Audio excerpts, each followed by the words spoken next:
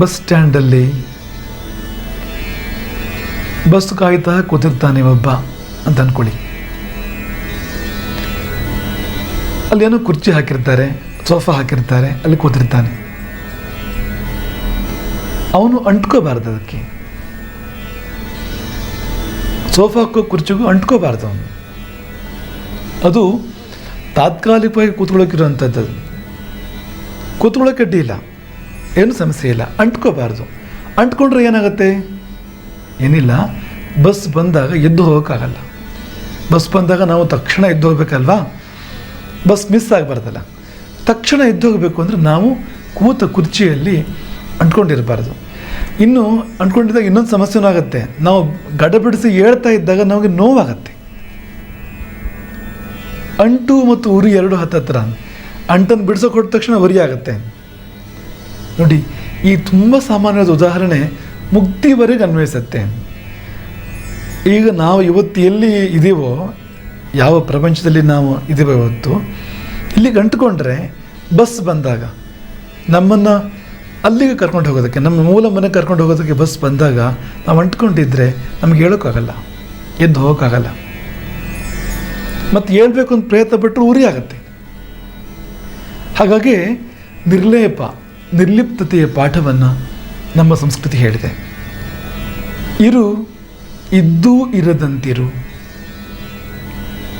ಪದ್ಮಪತ್ರಮಿವಾಂಭಸಿ. ಜಲದೊಳಗೆ ಕಮಲದ ದಳವಿರುವಂತೆ ಅಂಟ್ಕೊಂಡಿರೋದಿಲ್ಲ. ಅದು ನೀರೊಳಗೆ ಇದೆ, ಆದರೆ ನೀರಿಗೆ ಅಂಟ್ಕೊಂಡಿಲ್ಲ. ನೀವು ಎತ್ತಿದ್ರೆ ಅದು ಬೇರೆದು. ಒಂದು ಹನಿ ಕೂಡ ನೀರಲ್ಲಿ ನಿಲ್ಲೋದಿಲ್ಲ, ಇರೋದಿಲ್ಲ. ಹಾಗಿರಬೇಕು, ಇದ್ದು ಇರದಂತಿರಬೇಕು. ಅಂಟ್ಕೋಬಾರ್ದು. ಲೇಪವೇ ದುಃಖಕ್ಕೆ ಕಾರಣ. ಈಗ ನಾವು ಬಟ್ಟೆ ಹಾಕ್ಕೊಂಡಿದ್ದೀವಿ, ಆದರೆ ಈ ಬಟ್ಟೆ ಅಂಟ್ಕೊಂಡ್ಬಿಟ್ರೆ ಮೈಗೆ ತೆಗಿಬೇಕಾದ್ರೆ ನಮಗೆ ನೋವಾಗುತ್ತೆ. ಬಟ್ಟೆ ಹಾಕ್ಕೋಬಾರ್ದು ಅಂತಲ್ಲ,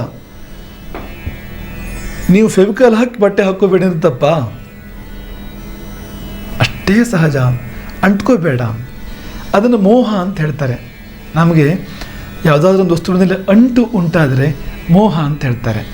ಮೋಹ ತಪ್ಪು, ಹಾಗಂತ ಪ್ರೀತಿ ತಪ್ಪಲ್ಲ. ಪ್ರಪಂಚವನ್ನೇ ಪ್ರೀತಿಸು, ಎಲ್ಲ ಜೀವಗಳನ್ನು ಪ್ರೀತಿಸು, ಇನ್ನು ಜೊತೆಗಿರೋರನ್ನು ಪ್ರೀತಿಸು, ಶತ್ರುಗಳನ್ನು ಪ್ರೀತಿಸು, ಯಾರು ಬೇಡ ಅಂದರು. ಆದರೆ ಅದರ ಅರ್ಥ ಅಂಟ್ಕೋಬೇಕು ಅಂತಲ್ಲ, ಅಂಟ್ಕೋಬಾರ್ದು.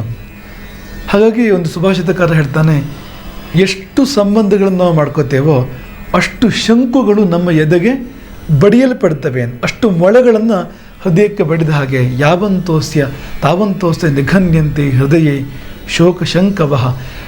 ಮೋಹದ ರೂಪದ ಸಂಬಂಧ. ಪ್ರೀತಿ ಸಂಬಂಧ ಎಷ್ಟು ಬೇಕಾದ್ರೂ ಮಾಡ್ಕೊಳ್ಳಿ, ಅಂಟು ಉಂಟಾಗುವಂಥ ಸಂಬಂಧವನ್ನು ನೀವು ಎಷ್ಟು ಮಾಡ್ಕೋತೀರೋ ಅಷ್ಟು ಮೊಳೆ ಹೊಡೆದಾಗೆ ಎದೆಗೆ. ಅದು ಒಂದಲ್ಲ ಒಂದು ದಿನ ನೋವನ್ನೇ ಉಂಟು ಮಾಡುವಂಥದ್ದು. ಬಿಡಲೇಬೇಕು. ಬಿಡದೇ ಇರುವಂಥ ಬಂಧ ಯಾವುದೂ ಇಲ್ಲ ಪ್ರಪಂಚದಲ್ಲಿ. ಬಿಡಲೇಬೇಕು.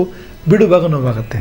ನೀವು ಬಸ್ ಹತ್ತಿರ್ತೀರಿ ಅಂದರೆ ಇಳಿರ್ಬೇಕಲ್ವಾ, ಅಂಟ್ಕೊಬಿಟ್ರೆ ಸೀಟಿಗೆ ನೋವಾಗುತ್ತೆ. ಹೇಳ್ಬೇಕಾದ್ರೆ ಹೇಳಲೇಬೇಕಾಗತ್ತೆ. ಬಸ್ ಜೊತೆಗೆ ಅಂಟ್ಕೊಂಡು ಇರೋಕ್ಕಾಗತ್ತಾ? ಯಾವಾಗಲೂ ಸಾಧ್ಯವೇ ಇಲ್ಲ. ಇಲ್ಲ ತಾನೇ, ಹೇಳಲೇಬೇಕಾಗತ್ತೆ ತಾನೇ. ಇಲ್ಲಾಂದ್ರೆ ಎಳಿಸ್ತಾರೆ ನಮ್ಮನ್ನು ಅಲ್ಲಿಂದ. ಬಸ್ಸು ಬೇರೆ ಯಾರದ್ದು, ನಮ್ಮದಲ್ಲ. ತಾತ್ಕಾಲಿಕವಾಗಿ ಒಂದು ಸೀಟ್ ಕೊಟ್ಟಿದ್ದಾರೆ ನಮಗಷ್ಟೇ. ಹಾಗೆ ಪ್ರಪಂಚ ಬೇರೆ ಯಾರದ್ದು, ನಮ್ಮದಲ್ಲ.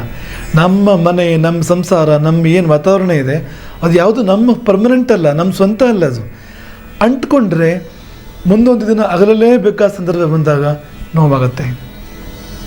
ಹಾಗಾಗಿ ಮರಣ ಅತ್ಯಂತ ದುಃಖಕರ. ಮತ್ತು ಯೋಗಿಗಳಿಗೆ ಮರಣ ಅತ್ಯಂತ ಸುಖಕರ. ಅಲ್ಲಿ ನೋವೇನು ಇರೋದಿಲ್ಲ, ಅತ್ಯಂತ ಸುಖಕರ ಅದು.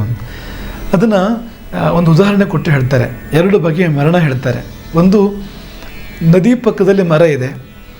ನದಿ ಪ್ರವಾಹ ಬೇರನ್ನು ಕೊರಿತಾ ಅಂದರೆ ಬೇರನ್ನ ಮಣ್ಣನ್ನು ಕೊರಿತಾ ಬೇರು ದುರ್ಬಲವಾಗಿ ಒಂದು ದಿನ ಮರ ಮಗುಚಿ ಬೀಳುತ್ತೆ ಹೊಳಗೆ. ಇಲ್ಲಿ ಮರಕ್ಕೆ ಸ್ವತಂತ್ರತೆ ಇಲ್ಲ. ಮರ ಮಗುಚಿ ಬೀಳುತ್ತೆ, ಪ್ರವಾಹ ಬೀಳಿಸುತ್ತೆ ಅದನ್ನು ಕ್ರಮೇಣ. ಹಾಗೆ ಕಾಲ ಪ್ರವಾಹ ನಮ್ಮ ಆಯುಸ್ಸೆಂಬ ಬೇರಿನ ಮಣ್ಣನ್ನು ಕೊರಿತಾ ಕೊಚ್ಕೊಂಡು ಹೋಗ್ತಾ ಒಂದು ದಿವಸ ನಾವು ಖಾಲಿ ಆಗ್ತೀವಿ, ಮಗುಚಿ ಬೀಳ್ತೀವಿ. ಮರ ಬಿದ್ದಾಗ ನರನೂ ಬೀಳ್ತಾನೆ. ಇನ್ನೊಂದು ಬಗೆಯ ಮರಣ ಹೇಗೆ ಅಂದರೆ, ಪಕ್ಷಿ ಬಂದು ಮರದ ಮೇಲೆ ಕೂತ್ಕೊಳ್ಳುತ್ತೆ, ಅಲ್ಲೇ ಇರುತ್ತೆ, ಮರದ ಮೇಲೆ ಇರುತ್ತೆ, ಆ ಕಡೆ ಈ ಕಡೆ ನೋಡುತ್ತೆ, ಕೊಂಬೆಯಿಂದ ಕೊಂಬೆಗೆ ಹೋಗುತ್ತೆ, ಏನೋ ತಿನ್ನುತ್ತೆ, ಏನೋ ಮೂಸುತ್ತೆ, ಎಲ್ಲ ಮಾಡುತ್ತೆ ಅದು. ಆದರೆ ಹಾರಬೇಕು ಅಂತ ಅನಿಸಿದಾಗ ಹಾರೋಗ್ತಿರುತ್ತೆ. ಸ್ವತಂತ್ರ ಅದು, ತನ್ನಿಚ್ಛೆ ಬಂದಾಗ ಹಾರು ಹೋಗುತ್ತೆ ಅದು. ಅದಕ್ಕೇನು ಹಾರು ಹೋಗ್ಬೇಕಾದ್ರೆ ವ್ಯಥೆ ಇಲ್ಲ, ಕಷ್ಟವೂ ಇಲ್ಲ. ಆದರೆ ಮರದ ಕಥೆ ಹಾಗಲ್ಲ. ನಮಗೆ ಅಂಥ ಮರಣ ಬೇಕು. ನಾವು ಯಾವುದೋ ಕಾರಣನಿಮಿತ್ತ ಬಂದಿದ್ದೀವಿ, ಮುಗಿಸ್ಕೊಂಡು ಹೋಗ್ತೀವಿ ನಾವು ಅನ್ನೋ ಥರ. ಆ ಥರದ್ದು ಇದ್ರೆ ತುಂಬ ಚೆನ್ನಾಗಿರುತ್ತೆ. ಅದು ಬಿಟ್ಟು ನಮ್ಮನ್ನು ಕಾಲಪ್ರವಾಹ ದೂಡಿ ಬೀಳಿಸುತ್ತೆ ಅಂತಾದರೆ ನೋವಿದೆ ಅಲ್ಲಿ, ಕಷ್ಟ ಇದೆ ಅಲ್ಲಿ, ಹಾಗಾಗ್ಕೊಡೋದು.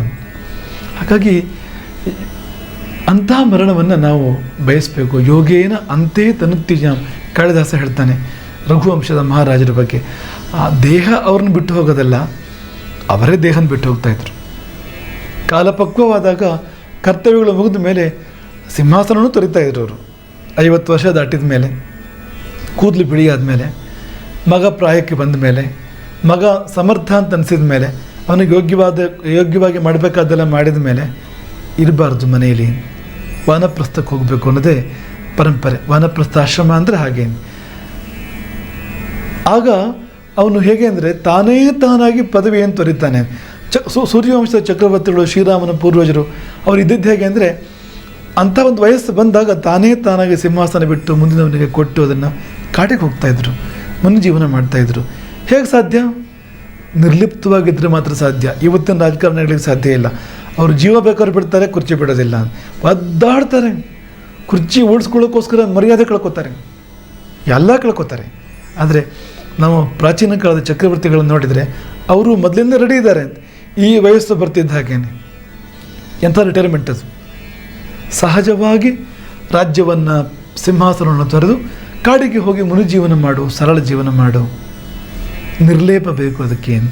ಹಾಗೆ ಅಂಥ ನಿರ್ಲೇಪ ಬಿದ್ದವನು ತುಂಬ ಸುಖವಾದ ಮರಣವನ್ನು ಪಡಿತಾನೆ. ಅಂಟಿಲ್ಲದೆ ಇರೋದ್ರಿಂದ ನೋವಾಗೋದಿಲ್ಲ ಬಿಟ್ಟು ಹೋಗಬೇಕಾದ್ರೆ. ಅಂಟಿರೋನು ವಿಲಿ ಒದ್ದಾಡ್ತಾನೆ ಮರಣದ ಹೊತ್ತಲ್ಲಿ. ಬಿಟ್ಟು ಹೋಗಲಾರದೆ ಪ್ರಪಂಚವನ್ನು, ಪ್ರಪಂಚದ ಬಂಧಗಳನ್ನು ಬಿಟ್ಟು ಹೋಗಲಾರದೆ ವಿಲೆ ಒದ್ದಾಡ್ತಾನೆ. ಹಾಗಾಗಿ ನಾವು ನಿರ್ಲಿಪ್ತರಾಗೋಣ. ಅಂಟಿಲ್ಲದ ನಂಟು ನಮಗಿದ್ದರೆ ತಂಟೆ ಜಗತ್ತಿನದು ಇಲ್ಲವೇ ಇಲ್ಲ. ಮರಣ ದುಃಖಕರ ಅಲ್ಲವೇ ಅಲ್ಲ. ಹಾಗಾಗಿ ಅಂಥ ನಂಟು ಅದು ತುಂಬ ಸುಖವಾದ ನಂಟು.